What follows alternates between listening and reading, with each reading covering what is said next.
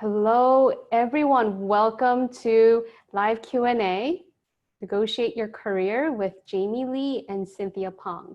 Welcome, everyone. I am so honored and privileged to have my career doppelganger, Cynthia, with me here. We have so much in common. Okay. I know it's a little, yeah. it's a little surprising. So we have met virtually and we found out we're both classic middle children. Yeah. We're both Asian immigrants. We both live in New York City. We both help women and mostly women of color. We help them negotiate, get bolder, braver, and better paid. And Cynthia works specifically with women of color. I work with, women of all colors. And I'm just so honored and privileged to have you here with me because thank you. when I first got started, when I first had the idea of becoming a negotiation coach for women like 10 years ago, I didn't know any negotiation coaches. Yeah, 10 years ago, I mean, you're ahead of the game. Thank you. I don't think it was a thing back then. Pretty sure. Well, I reached out to some of my mentors, some people I looked up to, and I'm like, what do you think about me becoming a negotiation coach for women? And they're like, that's a great idea because all the negotiation coaches I know are men. Okay, so I didn't even know them. It just wasn't in my landscape. Yeah. And then neither am I in my world. And then fast forward a few years later, I met women negotiation coaches. They just happened to be white and they were amazing, right? But I still didn't know women of color doing this kind of work. So I'm so grateful that virtual networking still works. Yeah, I know. Shout out to Octavia who connected us. Yeah. And so our intention here is to we want to know more about each other. And so we have some questions for each other, like how'd you get started, and all that. But we also want to be able to open the floor to your questions. And we had someone submit a question to us. And so we want to provide our guidance, our thoughts and suggestions, or coaching, if you will. And we're going to open the floor up to Q&A for the second half. So stick around and so without further ado, I want to ask you, Cynthia Pong. Cynthia Pong of embracechange.nyc. Yeah. Don't know. How did you get started as a negotiation coach for women of color?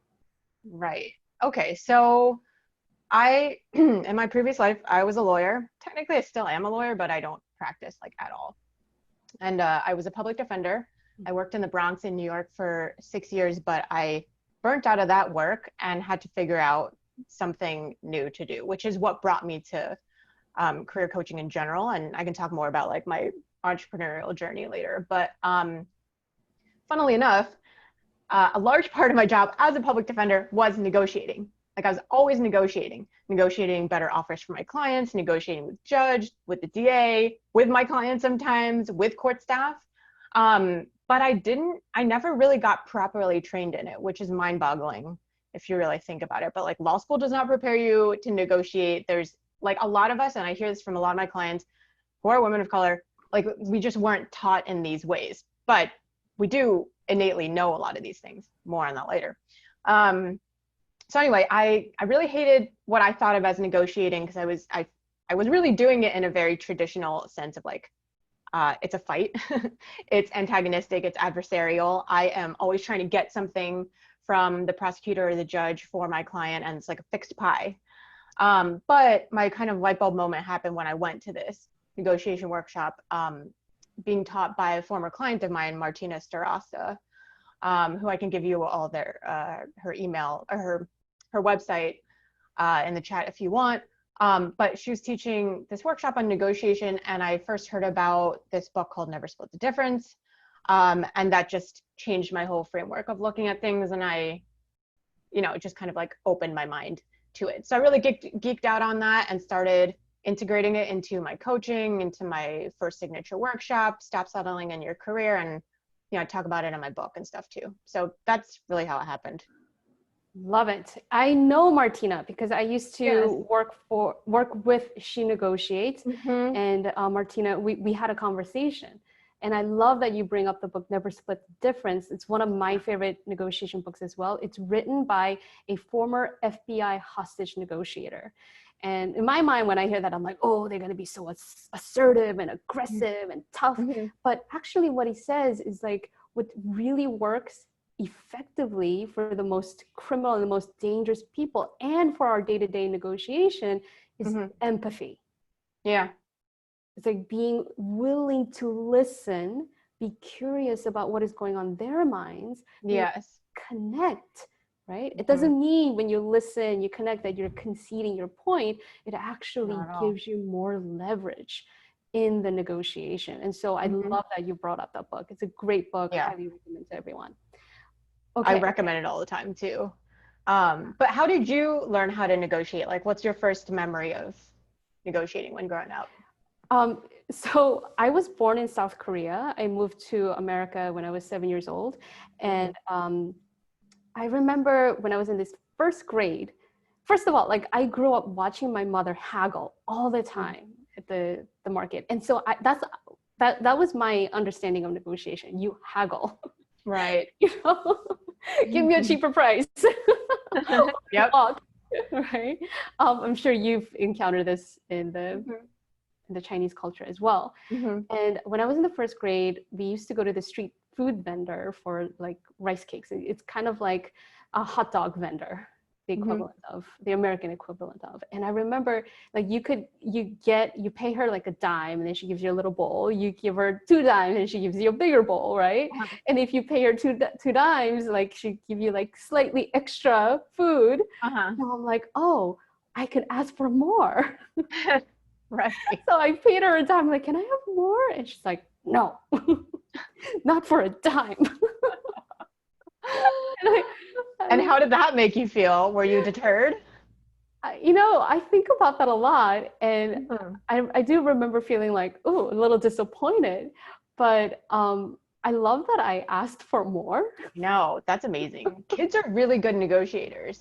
It's Yes, just kind of like really socialized out of us. Yeah. And I love that the street food vendor was like, no. Yeah. She was very firm with her dime boundary. But like you were saying, how in the beginning you thought it was all about being adversarial and like getting more, getting me, like, right? That was my understanding of it too, based on that experience, based on what I saw my mother doing. And it wasn't until much later in my career, I realized, oh, there's more to it. Yeah. Just the haggling, but more to it than just like, give me more.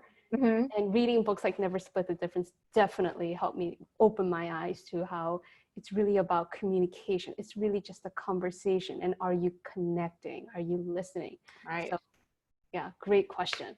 Okay, so what was the toughest negotiation challenge that you had to overcome? I think it was really making it through the periods of not feeling very confident in what I was doing or what I was asking for. Times when I maybe didn't know what the going rate was for something and I felt like I was in the dark. And also questioning, doubting, having the second guessing that a lot of women of color have, like, oh, I can't possibly be like worth this much, or like, I'll never be able to charge this much because they'll just laugh at me, or, things like that. Really like reframing those type of negative thought patterns has been the hardest about the negotiation, because it's really at its base, I think it's a mind game. Like, you have to rewire how you think about things, and then you'll be good. You are preaching to the choir. I know. You're preaching to the choir, because as a coach, I focus on helping my clients create mindset. And now what I think about negotiation is like, it's just a conversation. Yes. whether it's salary or whether it's for your rent or whatever, Yeah. it's ultimately like just a conversation. Yeah. Between two regular people. Yeah. You know, I always say like it's a problem solving conversation because Yes. that makes you think of the other person not being your enemy, but being your ally. You're both trying to get to a common goal. You're going to get there. You just have to figure out how. Yes. What are the terms that are going to make it work for both of you? But yeah, I don't know. So I know you work with a lot of women who, well, I guess generally, broadly speaking, a lot of us have some level of anxiety around money and financial stuff. And especially now, you know, we're in the middle of a pandemic, in the middle of an uprising, the economy's in the tank, or not, that's not a phrase, right? Whatever, it's in the dumps, whatever, it's not doing well. And a lot of people may be between jobs, worried they'll be between jobs, whatever. What are your top tips for women who have a lot of anxiety around money? Yeah. So I just want to highlight, yes, for sure, the stock market may be at a different point than where it was before COVID. And yes, for sure, some industries are impacted. Some industries are, you know, like retail, hospitality, right? Impacted. Travel, right? Contraction, for sure. And there are industries that are growing faster than before. Healthcare, biotech, remote learning. You know, Zoom, for example, is a great example, right? Virtual conferences blowing up. So I used to think, oh, the economy is tanking, but like, I think it really helps to just like, wait, let's really look at what is actually happening and where we want to put our attention. And it's the same thing with money, right? The thing about money is that money itself is neutral. Like money itself is just a tool that we use as a form of exchange of value. Money itself does not make us more worthy. Money itself does not make us feel more secure, because I know there are millionaires out there who are freaking out right now, right? Right. And there are people who don't have jobs right now who are just like really chill. They're like, it's all right. Something's going to work out. I'm cool. Yeah. I have couch. I have Doritos in the cabinet. I'm good. Right? And so money itself does not create our feelings. It is what we think about money that creates our emotions. So if we have anxiety around money, and I know what that's like. I know what that's like. I mean, I grew up, you know, single parent home, immigrant. And so I grew up with money scarcity thoughts. And so I have them, I work on them. And so I just like, sometimes like, okay, I have this thought, but why do I feel so anxious? And when I just boil it down to like, oh, am I going to be okay? Am I going to be safe? Am I still going to be all right?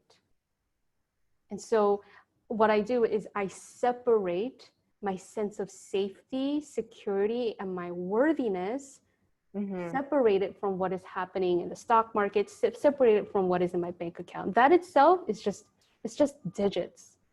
It is what I make it mean that creates my emotion. So I'm like, okay, what if I can separate what I think about money in my bank account and separate how I feel about me, right? So in terms of any sort of anxiety, it helps for me to just like come back to this moment right now.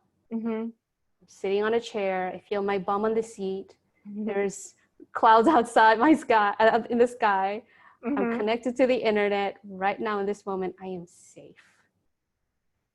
Sounds like a very mindfulness-based approach. Yeah, right. Because ultimately it is our mind that is creating the anxiety. So like becoming the watcher of my own mind.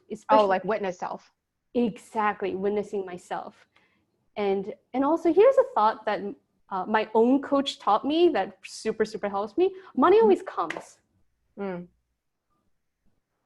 Like you just believe that. Yeah, I just believe that. Money just comes.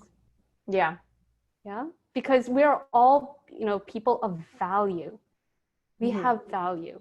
We have value to offer. And I know what I know about all the women and people who are attending this call and about you is that we create value. with our Yeah. thinking, with our imagination, with our ideas, with our words, right?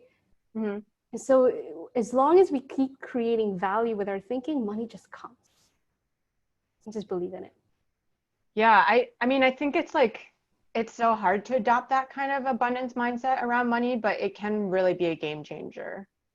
And I don't know, like it's it's interesting for me because I always have a lot of internal tension about it because I'm at my core an anti-capitalist, but a lot of a lot of my work and what I do for clients is very much playing into the game of capitalism, and I really believe that like money is the biggest lie we all believe in. The Okay. fact that like a piece of paper has X kind of value. But I do very much agree with what you were saying about like divorcing the idea of dollars and your value as a human being. Yeah. Because I think that intertwining those ideas is really toxic and damaging. Right. But yeah. Okay. So I do want to ask you though, because you're also an expert in helping women navigate office politics, something Yes. that I detest. Not the women, the office politics is what I Yes. detest, to be clear. So what are your top tips for women and women of color when they're dealing with, you know, these typical problems that you help them with?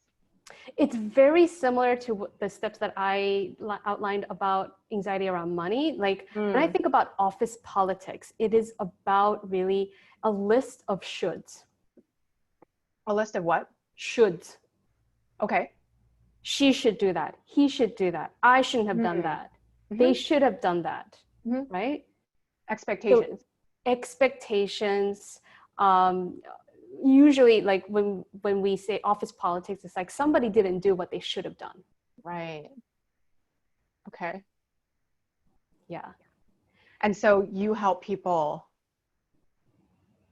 Yes. unpack that? So Like how? exactly. I help people unpack that. Like think about how it is for you to be like, I should have done that. I don't know. I should have gone Yeah. Ivy League and I should have 6-figure salary and I should have been promoted to VP. And how do you feel when you like have this list of shits for yourself? Well, I know it's bullshit. That's number one. Like, Okay. who is telling me that? Like, that's a story, a narrative, or something from like, I don't know, white patriarchy and capitalism. So I actively reject it. Okay. Yeah. Um, Yeah. yeah, And so that's what I personally do. So notice how fascinating, like for yourself, when you have like lists of your shoulds, you're like, I reject it. But Mhm. it's like, we feel when it's office politics, like, of course they should, Uh-huh. right? Do you know what I Uh-huh. mean? Like we project shoulds onto other people. But I want Right. to make the distinction, but sometimes, yes, for sure, people should do things because when you are hired to do a job, sometimes there really are explicit expectations. Like it's Right. job description Yeah. to show up to work to get the Uh-huh. job done, right? So Right. there's kind of like explicit, yeah, they should do X, Y, and Z. But then Uh-huh. there are beyond those job descriptions, sometimes we have expectations about like my manager should tell me I'm doing a good job. Uh-huh. Manager or Karen in accounting shouldn't Mhm. have said what she said at the meeting because I feel bad. Sometimes it's like Right. office politics is about like expectations we have for other people, Right. and when we have these um, implicit expectation for other people and they don't meet those Right. expectations, we Mhm. feel powerless. Right. We feel disappointed. Yeah. Yeah, so I help people unpack that so that they can get to a place where they can get to neutrality, where they're not like, so annoyed and aggravated Yeah. and frontal by what other people are doing or not doing, but they Right. can get to a place of like, wait, okay, what are the stories? Mhm. What is the story where I have the most power? Or how can I see this in a perspective so that I can feel calm and grounded no matter what? Mm.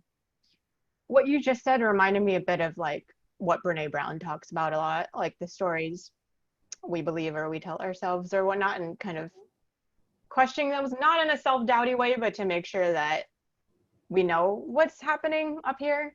Yeah. Um, but that's a cool way to look at it. So to think about all the shoulds that we are subscribed to, and then differentiate between the ones that are valid in terms of like it's in the job description or that was the agreement or whatever.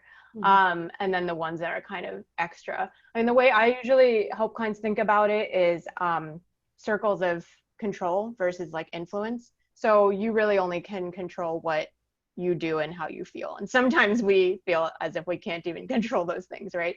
But then like beyond that, there's things that we can try to influence, but that we don't control. And that I feel like is everybody else in your office. You can try to influence them to do X, Y, or Z, or like that's the negotiation part. But ultimately, whatever happens that they do is within their realm of control and certainly not yours.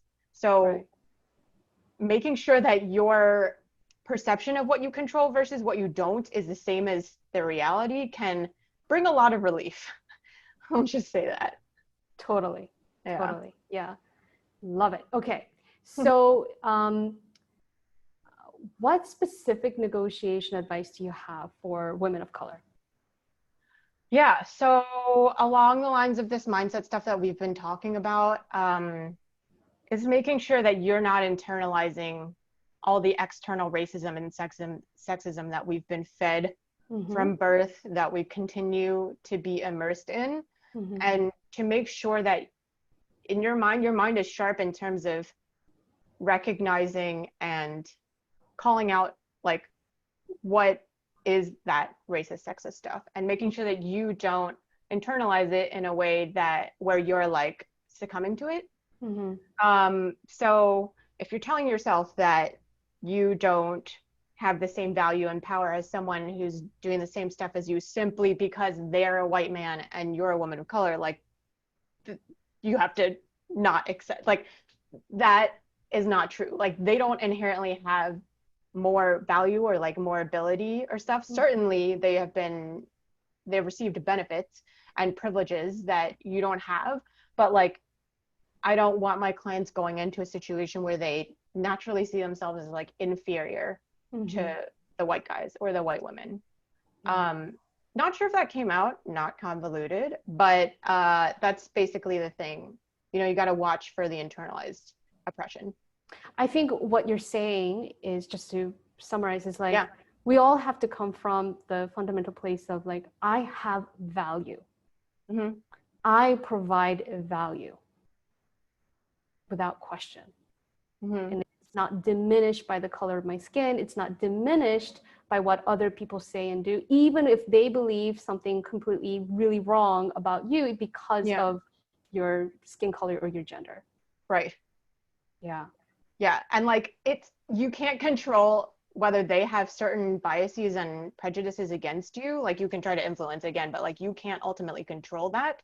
But you can control whether you allow it into your mind and your thoughts and your actions. Infiltrate. Yeah. So that's what I encourage my clients to focus on. Okay. Love it. It's great. So I know we have more questions for each other, but I think this might be a good point for us to pivot to questions. Yeah, because I see someone has submitted a question. And... Oh, Darnisha. I wonder if it's the Darnisha I know. Okay. Cool. Well, do you want to do Tessa's question first? Yeah. So the reason why I thought of Tessa's question is because I think it touches on what you just said really beautifully. Oh, right. Yeah. So Tessa, we're just gonna summarize your question. She said she spent about 10 years in financial management. She wants to transition into a project program management, and she shared this goal with her current director, who was very open to her reaching out, you know, to growing her professional, I guess, scope. And okay, and what did she say? So she was offered a chance to get involved in creating a project management structure within the department. And there's one senior level person who was the default lead liaison for all projects. This person happens to be white and male. And this person was openly appreciative of her efforts to get involved in front of her director. And she says that Behind the scenes, he was neither helpful in sharing information nor skilled in project role.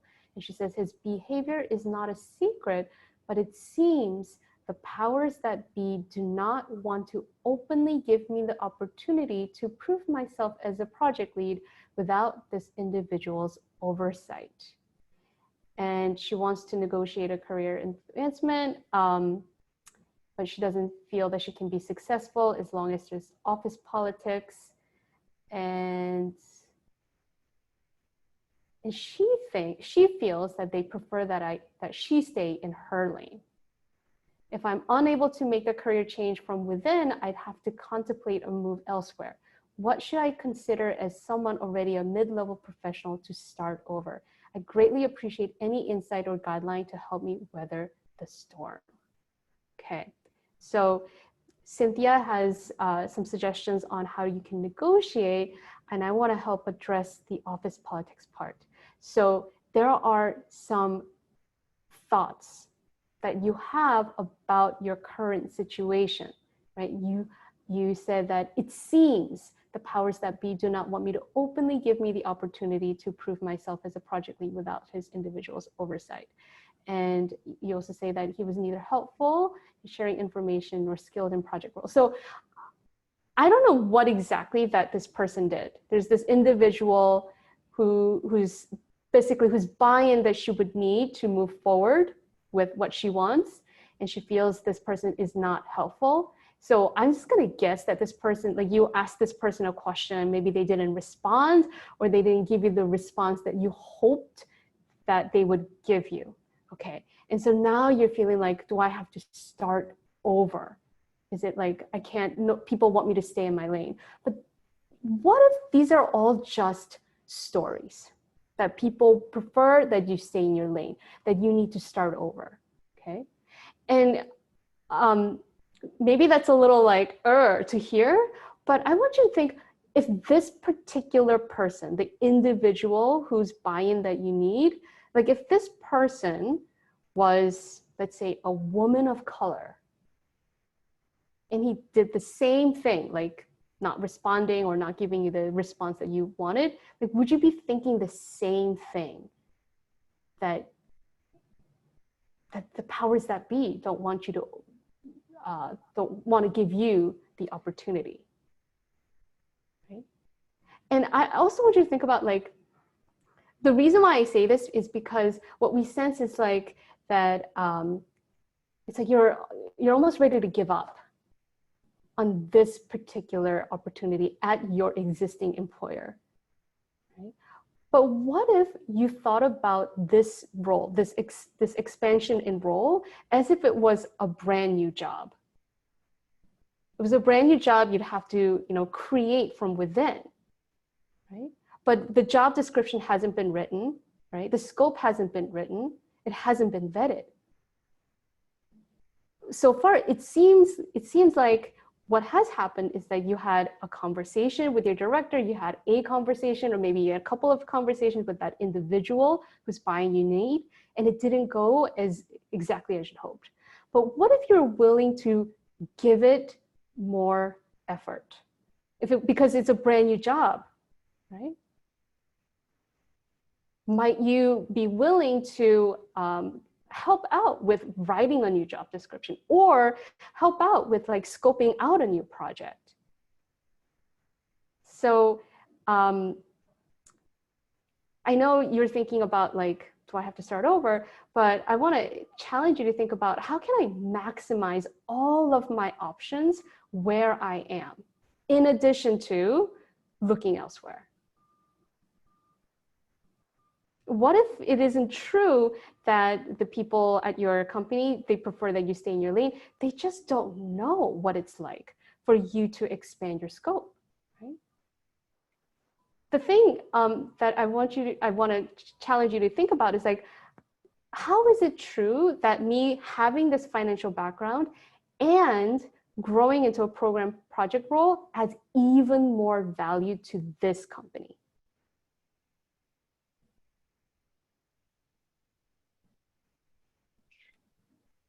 Do you want me to talk a bit about it? Okay. Yeah. So, what have I missed, Cynthia? well, I mean, So to recap that my understanding of the question is like, and to make it a little broader so maybe more easily applicable to others too, it's like you have a certain goal, you want to do X kind of work that's different from what you originally hired for, but you feel like people and office politics are blocking you. So one is like on Jamie's points about like feeling like it's a lost cause already. If that is happening, it doesn't hurt to try to maintain a bit more of a hopeful, like positive mindset, because only, not to sound like totally woo-woo, but only because that is actually going to inform what you are willing to do and ask for. So my thought was like, what if you really committed yourself to the reality that you're going to get this extra role, the project management work, that you're going to get what you want, that the organization wants it to, everybody's on board, and that you want it to. What if you just like believe that that's going to happen in X amount of time, and you're like, the only question is, how am I getting there? So that is incorporating that problem-solving mindset to help you brainstorm with these other people, including the white guy who seems to be potentially blocking you, and your ally who was your immediate director or boss or whatever. So think about it that way. Like, talk to people like, okay, this is my goal. Like, how can this happen? And then see what they say. And do try to spend most of the time like listening and gathering information by asking open-ended how and what questions. So the other thing I'll say, which is a bit on this mindset piece, is like, do not even entertain these like, what if I don't get it questions.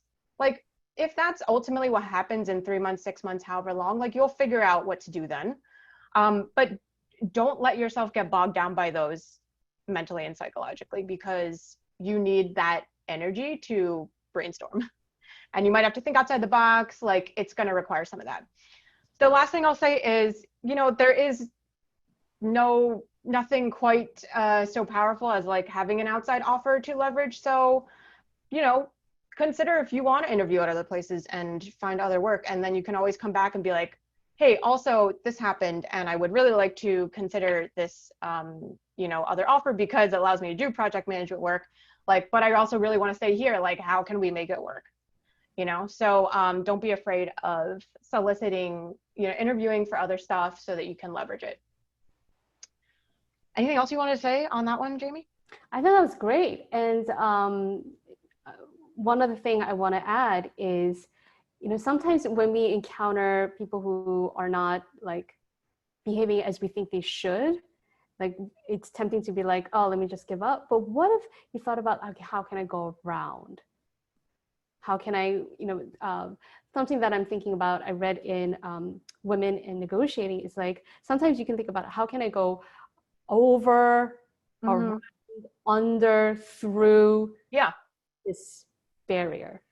Yeah, that's the outside the box thing to me. Exactly, right. Like asking those open-ended questions and like having, just as you were saying, like having conversations with people that you know and you trust in your organization. So if like really want to encourage Tessa to think beyond this individual. Okay, can I have a conversation with my director? Can I have a conversation with somebody who has insight, or somebody who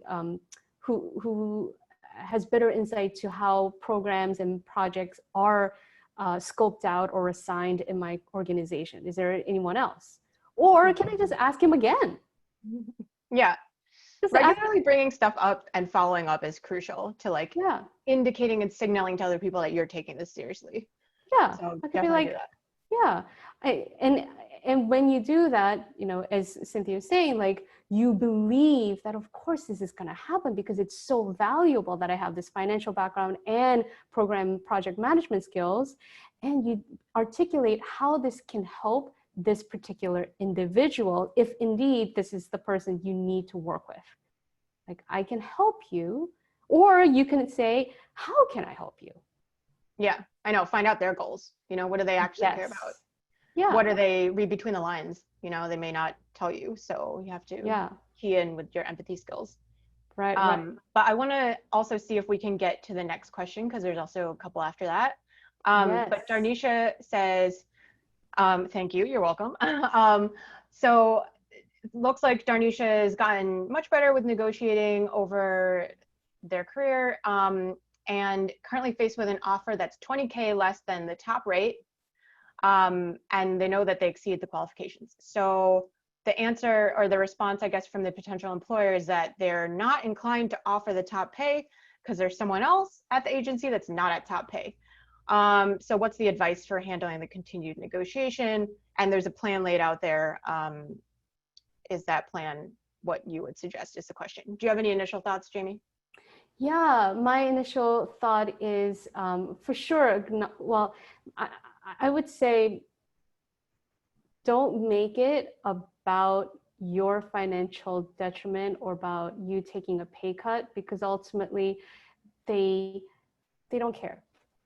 I mean, they do care, but like ultimately it doesn't impact how they go about doing their work. It doesn't impact their mission and their goal, right? But what does impact their mission and the goal is your unique value, you as a unique asset to this organization. So sure, this other person is not getting paid top rate, but is this other person bringing your unique set of skills, experiences, background, insight? And I'm going to guess, find out what they're doing, right? You have to do that investigation first with the what and the how questions. Well, I think I wonder if that's really necessary. I might defer with you here because I don't know if she really needs to find out what that other person is doing, because ultimately this conversation is not about that other person. It's really about the value that she brings to the organization. Like they want to hire her. They have a need to hire you to this organization because of your unique skill set, your unique capabilities. That has nothing to do with that other person. Like it's not about compare. It's about what is the value of you. I think, I mean, a little bit probably, because one thing about negotiation is that you do have to make sure that the other person understands that you hear them. So I do like this, your Darnisha step one, which is acknowledging their position. I would go a little deeper and be like, you know, it sounds like, you know, for like that this pay for this position is tied to this pay for this other person. Like, I wonder what are the reasons for that, or like try to understand that so that you can then see what they care about and incorporate that into your strategy for what you then say. I agree with Jamie that like your salary shouldn't necessarily be tied to that person unless there really is some situation where it's like unionized or there's a pay scale. But I think like ultimately figuring out what the organization and the hiring person's goals are, like what are they trying to do with this role? What do they want the person in this role to do? What's success for somebody in that role after a certain period of time? And then make the case for how you would blow all those like deliverables or expectations out of the water. And then you'll be on strong footing for like being like, well, you know, I don't know how I could take this job for that amount of money. It's like not on par with like what I would bring to the table. So what can we do? Very good. I love that. I think you hit it on the nail. It's like, what do they really want? Yeah. Yeah, that's good. Otherwise, you're kind of just taking your best guess, and you may or may not be correct. But the like developing the relationship and through the listening and like mirroring back what they're saying and stuff can really go a long way. Yes. Excellent. All right. So now we have Jess, who says, hello, thank you so much for this webinar. My question is, our CEO asked me to come up with my own role in DEI because I am passionate about dismantling systems of oppression and have the knowledge base. I got advice to pivot it more towards an organization culture role, which is much more aligned and responsible than just doing a DEI. What advice do you have in writing your own role? I also gave her a number. She gave me one back and then negotiated again and stayed firm on the number. She has yet to get back to me. What advice do you have while I wait and not make up stories? What advice do you have to negotiation and salaries? I have a lot of questions. Feel free to answer what you think is the most important. Thank you. Okay. Cynthia, do you have experience with DEI? People often attribute that to me, but like not officially, I suppose. So no, but I think one thing for drafting this role that popped up in my head immediately was like, don't try to make it broader than it should really be. Like you might want to like deliver everything under the stars, but please don't do that to yourself. You want to scope it accordingly, because like 99% of job descriptions out there are not actually realistic. They're asking for, something from a superheroine or a unicorn. It's like whatever the last person did plus all the extra stuff that they want. Talk about shoulds. But so don't follow that kind of track when you're writing your own role. Just try to reel it back with that so it's more realistic. And then like not making up stories, literally don't entertain the stories. Like believe that they're just going to come back and give you what you want, and just keep reminding yourself of that. That's Jamie? good. Yeah, so I myself don't have experience with DEI, but what I do know is that what works, like writing that job description itself, like can be a negotiation in and of itself. You want that to be a collaborative, mutually beneficial problem-solving process. That's like a lot of multisyllabic words. It sounds fancy, but basically what I mean is like, do you understand what is the result that your employer most wants? Like, what are some concrete results they would want to see as a result of having hired you for the number that you want to be hired at, right? Because ultimately, they're hiring you to have return on investment, and that return is the result. And so, through the process that Cynthia has talked about, right, engaging in this curious, open, empathetic conversation where help me understand, what are you thinking? Like, what are you thinking in terms of best outcomes? Because you have me in this role, like what will be different, and how would we measure what will be different? Will it be employee satisfaction? Will it be like headcount of diversity? I don't know. I'm just making stuff up because I honestly don't know. But you want to be really clear on what that is, and best to your ability. Like, how can I deliver on that? How can I deliver in spades on that, on what they truly want? Like, what is, so ultimately it all comes back to the question of what is of most value, right? It's going to be, I don't know, you're going to have to engage in that conversation, right? So this kind of reminds me of, I don't know, Cynthia, maybe you have this experience as well. When you scope out workshops for clients, it's an iterative process, because you scope it out and then you ask for their feedback and tell them, okay, what works for you, what doesn't work, how can we create a scope that works for both sides. Right. And so then when you are really clear on what is of most value to your employer and how you can create results, right? Specific, measurable results, even if it's like headcount or employee satisfaction, which is an intangible that can be measured, right? So once you're clear on that, then you're super clear on what is the value you bring, so that you can tie that to the number you ask, so that you feel confident. You're like, this, I'm confident we're going to get this done. And because I'm confident, I'm asking for this number. This number is just the fraction of the value you get for hiring me as your culture, inclusion, diversity person. Cool. The last thing I'll offer on this point is that like I actually have a worksheet I've made for clients called Crystal Ballin, and it's in my book that is coming out too. But if anybody wants the worksheet, it basically makes you, when you're thinking about a worst case scenario and you can't stop fixating on it, it forces you to think of what other possibilities could explain what the reality is, and then tells you to pick like the best one, and you just have to keep reminding yourself. So if anybody wants that resource, send me an email and I can send it to you. It's Cynthia@embracechange.nyc. That sounds really good. Thanks. All right. So thank you, Jess, for that question. I think we're going to Helen now, right? Yes. Okay, so Helen's been in nonprofit work for lots of years, wants to transition into being a mediator. Yay. As a newbie, I know I'm going to have a hard time setting a rate, sticking to it and feeling good about it. Imposter syndrome is real. Any suggestions? First of all, imposter syndrome is real. One of my colleagues, two partners have written like the book on it is called Own Your Greatness. So you can go ahead and get that workbook now. It's I don't have a copy near me. It's a great book. It's like a workbook style. So definitely get that. Also, one thing that the authors, my friend is Dr. Lisa Orbe Austin. One thing Lisa says is, imposter syndrome is many things, but it's not everything.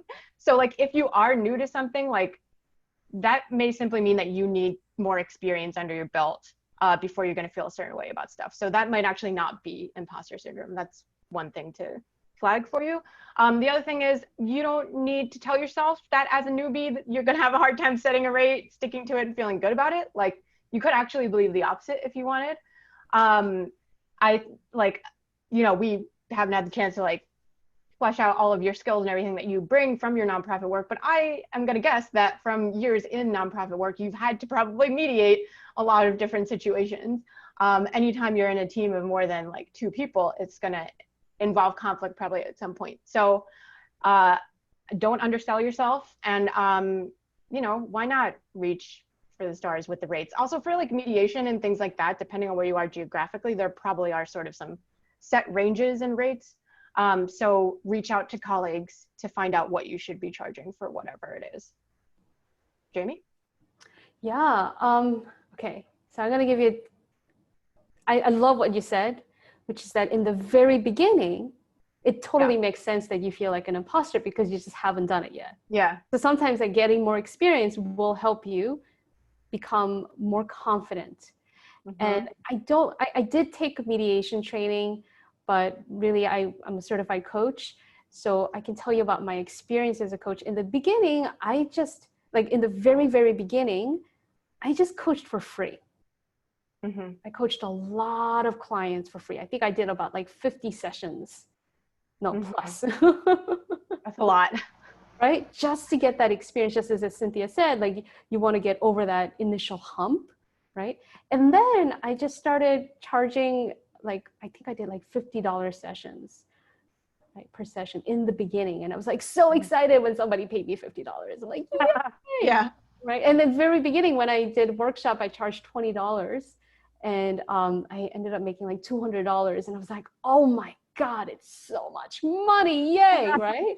So totally understand where you feel like it's going to be a hard time setting a rate, but you just pick a number and you just decide this is what I'm going to do until I get to a certain number or like measure of experience. Milestone. Milestone. Thank you. That's the word. Like take, for example, you do, okay, I'm going to charge, I'm just making this up. I don't know if this is going to be right for you. $50 for the first 20 cases that I mediate, just to like get it under my belt. Right. And then after I do 20 cases, and then I'm going to then bring it up to 100 or I don't know, 75, right? So you just decide ahead of time what those milestones are, and then you stick to it. And you let it not feel great in the beginning. Sometimes in the beginning, when you do something that you haven't done before, it doesn't feel great. Don't expect to feel like, this is something that I hear all the time. People are like, I want to feel comfortable. Like, well, if you expect to feel comfortable and you don't, of course, it just feels even more uncomfortable. Yeah. But I mean, discomfort's a sign of growth, you know? Exactly. Like when you're working out, right? Like actually how you're building muscle, like that's a painful process sometimes. Yeah. Same with any skill. Absolutely. Yeah. Thank you, Cynthia. Thank you, Helen. Yeah. Okay, so somebody says the only reason, okay, so I think she's responding to her earlier question. So let's move on to you're welcome so much. All right. Anonymous says, how do I negotiate when a job offer has been made and I've been explicitly told even at time before the offer is made and the job vacancy, salary has been set and can't change?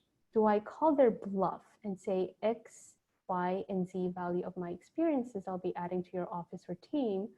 Or should I follow the posted online Department of Labor regional median salary for that type of position? I ask about calling the bluff because I've been working in higher education for 5+ years. Many positions I've had in the past and even my current one have a set salary. But one time I found out a year later into the job, my boss's boss spoke to me, thought of possibly losing me to another open job posted nearby. He mentioned he was willing to match that higher salary in order to keep me if I was planning to apply.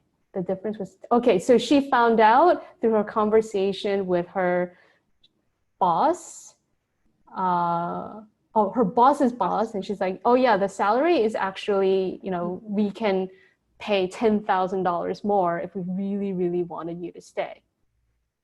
Okay, so you didn't think it would be correct if we asked?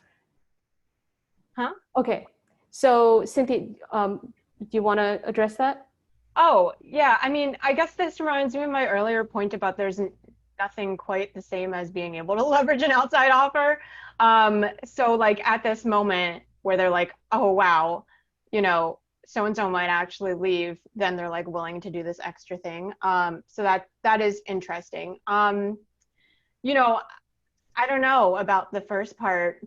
I'm going to slow process it while I kick it over to Jamie. Okay, so how I've processed this is that you do have a job offer and they told you that the salary is set, non-negotiable. But you have the thought that might not be true because I've had this experience in my past where they said, hey, we don't want to lose you. And he'd be willing to pay $10,000 more. So I see there's two different negotiation stories in this question, right? And it's easy to think, oh, what if, I'm making this more complicated than it needs to be. What if it really is set? This job offer that you're thinking about negotiating, what if they're not lying? Then would you still take the job? What if in fact they really, sometimes these things really do happen. Like organizations, they set a salary and they're like, we're not going to budge, right? So what if in fact they're not lying to you and they're not bluffing? Would you still take the job? And if so, why? But if not, why not look elsewhere?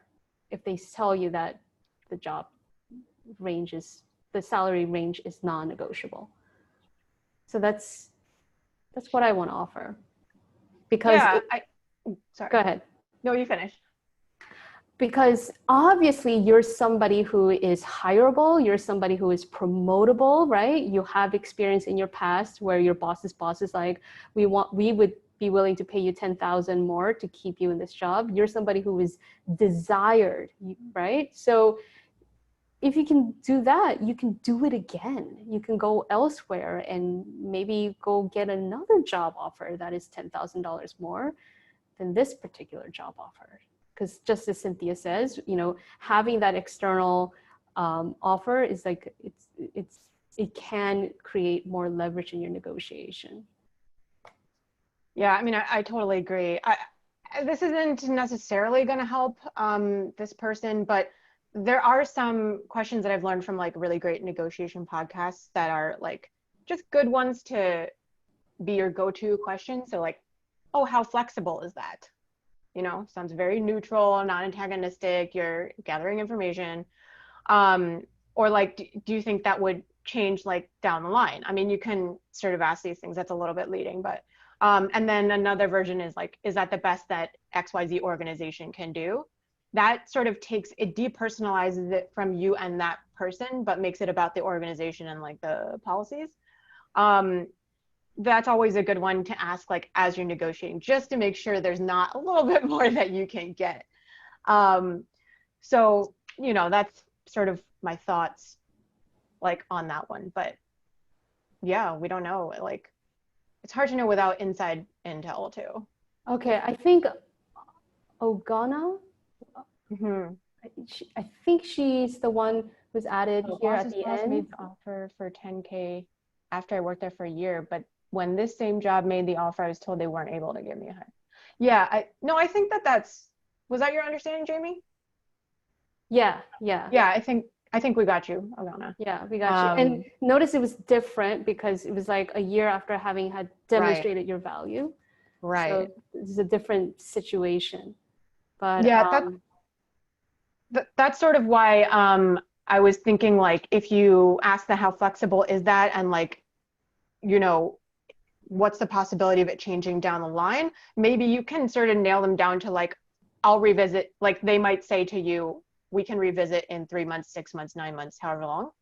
And then you can, during that time, be planting the seeds for like then negotiating the raise. Like negotiation is really a long-term thing, ideally best practices, so, and it starts in the interview process. So I would, if you're going to take this job and like, you're like, I don't want to like look for other jobs right now or whatever, I would say at the very least, try and see if you can revisit it after a certain time. Make sure you know how they define success in that role, so you can make sure to like blow all those deliverables and expectations out of the water. And then you come back to them, you're like, hey, as you know, because I've been checking in with you all this time, like I've done phenomenal work, and like I want to revisit this comp question. Very good. Thank you. All right. So it sounds like, Anonymous, can you introduce some techniques to keep a positive mindset belief, as I find it super important in negotiation, managing career and life? You're preaching to the choir here. This is the reason why I coach my clients and I coach myself. Like in terms of coaching, what I do is I uncover beliefs that are holding me back from being in the most empowering mindset or belief. And then I build my own belief, and I help my clients build their own belief. And this is work, but is work worth doing, right? Because it shows up in how you negotiate. It shows up in how you manage office politics. It shows up in how you lead and how you engage with people, how often you raise your hand, and how often you raise your hand and speak up in meetings. Yeah. So techniques is identify, what am I thinking? And sometimes we think what we think is just truth of the universe, it's just fact. And it helps to distinguish between, okay, what would everyone, like 7 billion people around the world, all agree to be true? They would all agree to be true. It is a Wednesday today, at least in the United States. Yeah, they'd have to be following like the Julian calendar or whatever.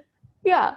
So it's interesting, right? Even when we think about like what day of the week is it, it's like there are these parameters and perspectives. Because we made up the system. Like, yeah, what if everything that we think and believe is made up? It's a story. Yeah.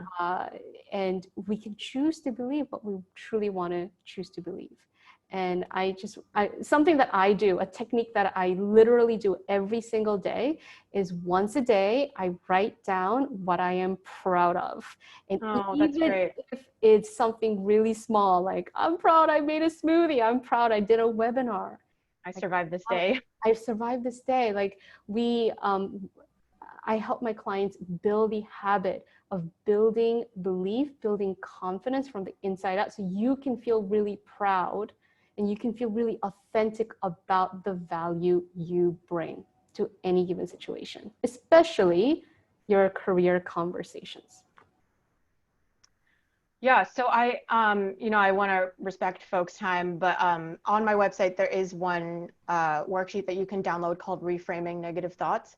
And I put it in the response to Anonymous. So if you go to the Q&A box and go to answered, all the way at the bottom is a link.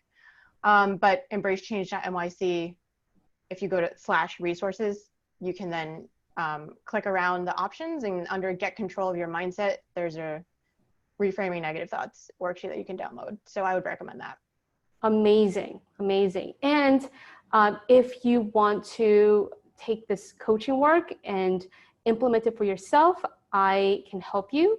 You can email me at jamie@jamieleecoach.com. If you register for this webinar, you all got an email from me to set up a free consultation.